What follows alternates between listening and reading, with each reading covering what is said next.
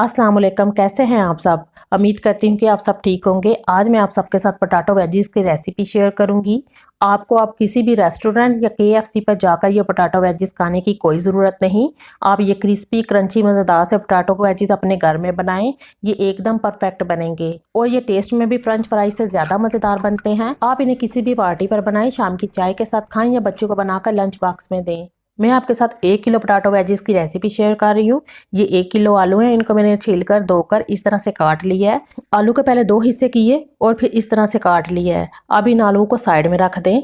यहाँ पर मैंने 1.5 लीटर पानी उबलने के लिए रखा है। पानी में जब बबल्स बनने लगे तो इसमें 2 चाय के चम्मच नमक डालकर आलू डाल दें।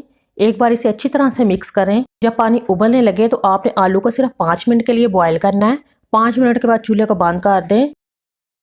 आलू को पानी में से निकालने के बाद किसी खुले बर्तन में अलग अलग करके रखें। आप किसी ट्रे या परात वगैरह में रख सकते हैं ताकि ये जल्दी से ठंडे हो जाएं। अब हमने एक बोल में 1 कप मैदा ऐड करना है। आप मैदे को एक बार छान कर लें। 4 खाने के चम्मच कॉर्नफ्लोर डाल दें।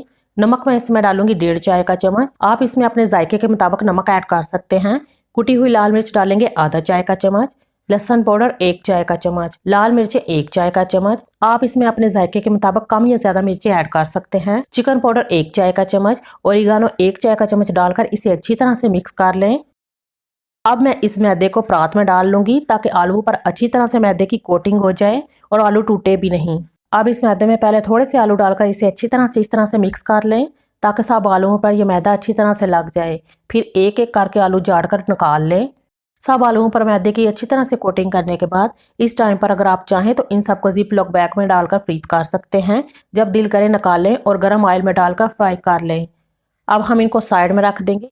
आधे पोटैटो वेजीज को क्रिस्पी फ्राई करेंगे और आधे पोटैटो वेजीज को हम क्रिस्पी क्रंची फ्राई करेंगे। पोटैटो वेजीज को सुपर क्रंची बनाने के लिए जो मैदा बचा था इसे मैंने एक बोल में डाल लिया है। इस मैदे में हस्बे जरूरत पानी डालकर इस तरह का बैटर बना लें जो ना तो बहुत ज्यादा गाढ़ा हो और ना ही पतला हो। इस तरह का बैटर होना चाहिए। अब आपने 1 पोटैटो वेजीज लेना है और इस तरह से इस बैटर में डिप करने के बाद गरम गरम ऑयल में डालकर इसे फ्राई कर लें। चूल्हे की आंच को आपने मीडियम हाई रखना है और इनको आप मीडियम हाई फ्लेम पे फ्राई करें। जब दोनों तरफ गोल्डन कलर आ जाए तो इसको निकाल लें। इसी तरह आपने सारे पोटैटो वेजीज को फ्राई कर लेना है।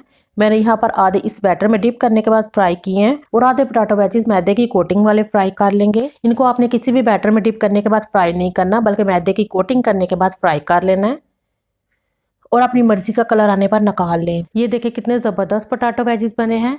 ये वाले क्रिस्पी हैं और ये वाले तो सुपर क्रिस्पी और क्रंची बने हैं। एक बार आप इस रेसिपी को ज़रूर ट्राई करें। रेसिपी अच्छी लगे तो इसे लाइक कर देना। चैनल को ज़रूर सब्सक्राइब करना। अल्लाह हाफिज़।